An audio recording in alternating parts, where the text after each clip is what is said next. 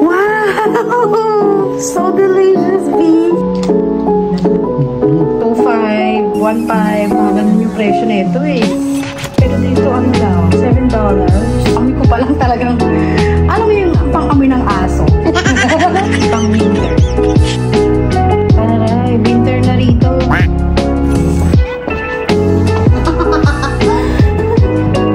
Crocs, diba? Pagpinita ko kaya ito sa Pilipinas magkano ito. Ano pag Crocs ang tatak kasi medyo matibay kasi yung Crocs. Magaan. Pwede siyang pang-alay lakad.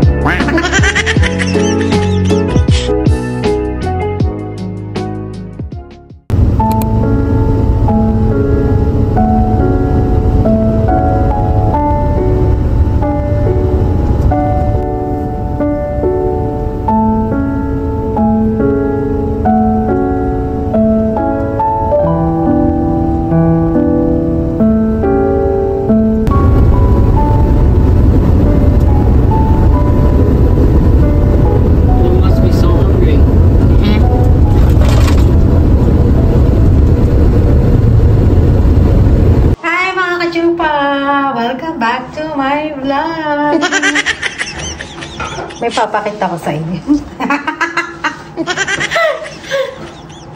May pa-shopping si Mayura. So, nakagaling lang namin sa Goodwill. Bumili na naman tayo ng kaek-ekan. It's my favorite place. So, mag-ano tayo tag dito? Goodwill haul. Ito matagal ko na hinahanap, ngayon ko lang nakita. Itong ano na to. We found a pinwheel that you wanted. Yeah, it's very cheap. USA too. I like it. Pero I think this one is very cheap. Yeah, very it's easy. plastic and wood, so it probably won't last very long. Yeah. So that's why we shouldn't put it out during the snow and rain. It's only for dry summer. But I won't get So ito, inaano siya, tinuturok siya dun sa garden, tapos iikot siya ng ganyan, di ba? I think you should buy 3. So, magastos ka na din.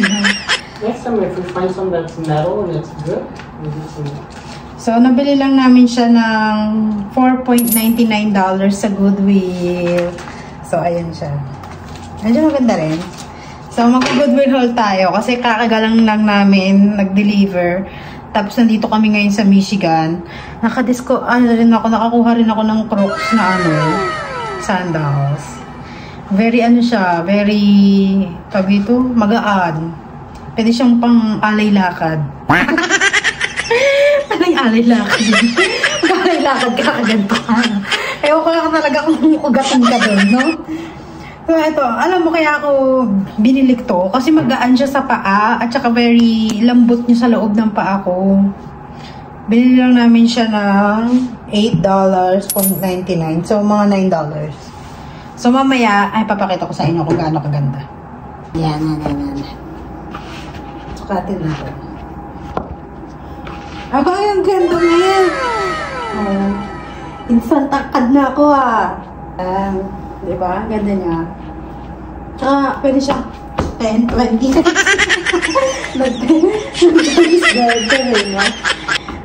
Meron pa akong biniling isa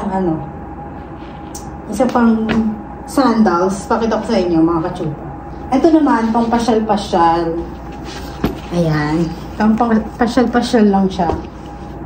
Suotin natin. Ang mahal na ito, Day. Sa Philippines, ang mahal na ito. Pero dito, $7 lang siya. Ito na lang nakakita ko ng ganito. Suotin natin. Nakalagay ito sa pambata. Kaya lang, yung size ko kasi pambata yung size ko. Kaya, perfect talaga pag naghahanap ako sa pambata. Ayan ang ganda niya. Lambot niya sa loob ng paa.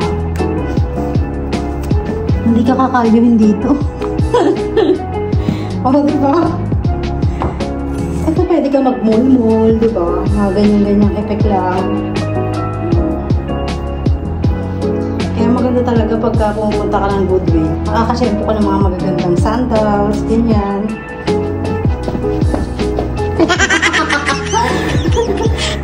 Diba? Ang ganda. Di ba? Ang ganda niya, no? Lambot pa niya sa paa. Ang ganda na natin.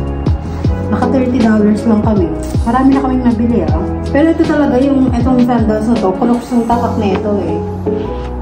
Ready ko papakita sa inyo.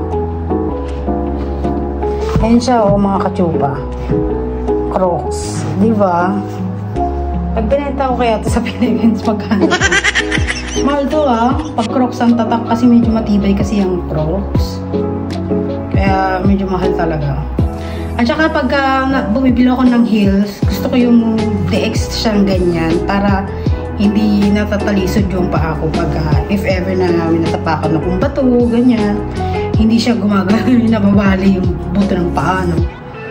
So, ayan, ang mga binili namin. Tapos, bumili rin ako ng pang winter. Aray, winter na rito. O, diba? Nahahabaan siya, naiiklian. Ayan o, naiiklian siya. Pero nahahabaan din siya. Ayan. Ang taray, no? And $5 lang siya. Ang ganda, oh. First time ko to. Parang may malaki akong earphone. Parang may earphone ako sa, sa tenga. Tapos, bumili rin ako ng leggings for my exercise emerald. So, ayan yung leggings na binili ko. Pag bumibili ako ng leggings, gusto ko yung stretchable. Talagang fit na fit siya sa aking katawan para mas maganda. So, ang size ko is XL. Ayan, XL. Tapos, $6 lang siya. Ang dami ko na nabibili rito, ah. Bumili rin ako ng short na pang exercise. Ito naman, size medium. $6 din. So, ganyan siya. Diba? Maganda kasi yung tela. Kung mahalin talaga yun. At saka yung tahi, hindi mo akalain mo. Parang hindi mawawarak. So, ito yung unang basket na binili ko. Tapos yung pangalawang basket, puro garapon. Sabihin, manang-mana ka talaga sa nanay. Nanay ko kasi pala kolekta ng garapon. Tignan mo, mga kachupa, hindi pa siya gamit. No? Hindi pa siya, parang hindi siya ginamit. Tapos ang tatak niya is, ang tatak na ito, Clarks. Parang Clarks ang tatak. Hindi ko alam yung ano yun. Pero ang ganda niya, oh. Kasi dun sa Philippines, yung gusto kong bumili nito, nasa 2.5, 1.5, mga ganun yung presyo nito, eh. Pero dito, ano lang, $7. So, $7 times 58. 58 na kasi yung dollars ngayon. Kayo na mag-ano. Mauna na kayo. So, ayan din. So, ito naman yung pangalawang basket. Binili ko lang dito, nagandahan ako kasi ito yung garapon ko. Lagayan ng mga flour, sugar. Wala kasi kaming ganun dun sa bahay. Lahat ng mga flour namin nakatali lang sa goma, sa sipit. Sabi ko, hindi kailangan ng garapon ng mga yun. Diba? Ito yung binili ko, mabasagin. Tapos yung kanyang hindi masyadong mabilis mabuksan. Pero hindi mo siya pwedeng hawakan dito. Kailangan nakaganto kapag ka naghahawak. Ayan. Una natin ganyan. Pangalawang binili. Ito naman para sa sugar. Ito kasi para sa flour. Ito naman para sa sugar. Diba? Pag nagbe-bake, ganyan. Emerald, ganyan. So, binili lang namin siya ng $2.99. So, tag-isa siya.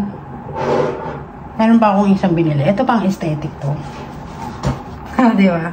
At saka kahoy siya. Meron siyang goldie na ganyan. Diba? Ang ganda na ito. So, pwede siya nalagayin ng cookies, ng mga ano-ano, egg. Tsaka hindi siya babasagin. Para siyang acrylic. Tapos ang ganda niya. Dapat nga dapat 3 ganito. Kaya lang nag-iisa lang kasi ito. Kaya sabi ko, ito na lang. Tapos, ayan. 3 na siya dyan. Sabi ng asawa ko, nangangamoy na daw ako. Sabi ko, hindi ko nangangamoy sarili ko. Baka siya. Kasi lang na siya nilagay. Maligo, B. I think you should take a shower. Ako matalas pang amoy ko. Yung parang amoy ko pa lang talagang, alam mo yung pang-amoy ng aso. Pang talaga ako, malakas ang pang-amoy ko. Hindi ko naaamoy, siya lang daw na, sabi niya sa akin, pagka kasama daw niya ako, nangangamoy daw. So, huwag mo siyang hawakan ng ganyan, no? B, don't hold it like only like this, ah. If you hold like this, you're gonna fall this. Yes. These ones are very bottle. Yeah. So, pagka inuwakan mo siya, dapat yan. Diba? Ang ganda na. Magiging maganda na yung kitchen namin. Ayusin ko rin yung mga aparador dun para maayos naman kahit papaano, no? Kasi yung aking stepdaughter, mahilig mag-bake. So, ayan, mahilig siya sa mga flour, sugar. Ako naman, hindi ako, nagbe-bake, nagluluto lang ako mga pancake, pag breakfast, ganyan. Yung yung pancake na pang breakfast. Ang init naman, B. So, mailigo na ako mga kachupa. Nangangamoy na daw kasi.